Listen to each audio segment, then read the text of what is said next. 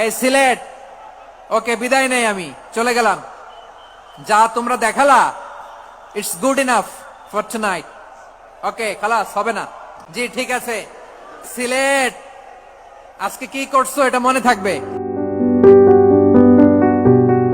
তাফসির মাহফিলে উপস্থিত শ্রোতাদের উদ্দেশ্যে এভাবেই তুমি সম্বোধন করার কারণে হঠাৎ সমালোচিত হয়েছেন জনপ্রিয় ইসলামী আলোচক মাওলানা মিজানুর রহমান আজহারী। সম্প্রতি সিলেট মহানগরীর এমসি কলেজ মাঠে আলোচনায় ছিল আজহারীর তুমি সম্বোধনের বিষয়টিও। তোমরা তো শাহজালালের উত্তরসূরি, শাহপরানের উত্তরসূরি, তো তোমরা এরকম করলে হবে? এর আগেও বেশ কয়েকবার তুমি বলে সম্বোধন করেছিলেন। শেষ মুহূর্তে বলেছিলেন আমাকে 2 মিনিট সময় দাও, শেষ করে দিব। এতেও পরিস্থিতি স্বাভাবিক না হলে তিনি বলেন, সিলেট, আজকে যা করলা মনে থাকবে, কিন্তু কেন এমন করলেন ব্যাখ্যা দিয়েছেন নিজেই। কোরআনের মজলিসে এরকম ডিস্টার্ব করতো যারা আবু জাহেলের সাঙ্গপাঙ্গ এরা। কোরআনের মজলিসে ডিস্টার্ব করতো উতবা, শাইবা, ওয়ালিদ ইবনে মুগিরার সাঙ্গপাঙ্গরা।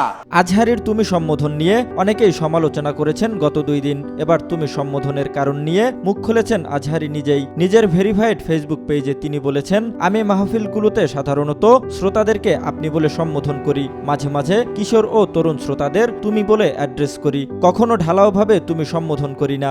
আমার দোয়া যদি চাও, স্টপ রাইট নাও, স্টপ। তিনি আরও বলেন, একটা সময় ছিল যখন মাহফিলগুলোতে বেশিরভাগ শ্রোতা ছিলেন বয়স্করা, 50 কিংবা 60 মুরব্বীরা। আলহামদুলিল্লাহ, সময় বদলেছে।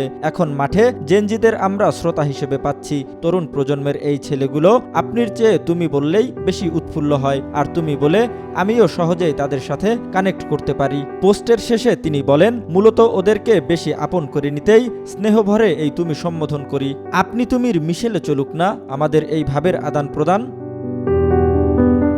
এর আগে গত 11 জানুয়ারি আজহারীর তাফসির মাহফিল ঘিরে সিলেটের এমসি কলেজ মাঠে জড়ো হয়েছিলেন লক্ষাধিক শ্রোতা। বিপুল সমাগমের কারণে মাহফিল পরিচালনায় বেগ পেতে হয় মিজানুর রহমান আজহারীকে। শ্রোতাদের মধ্যে ধাক্কাধাক্কি ও হাতাহাতির ঘটনাও ঘটে। বেশ কয়েকবার পরিস্থিতি স্বাভাবিক করার চেষ্টা করে ব্যর্থ হন মাওলানা আজহারী।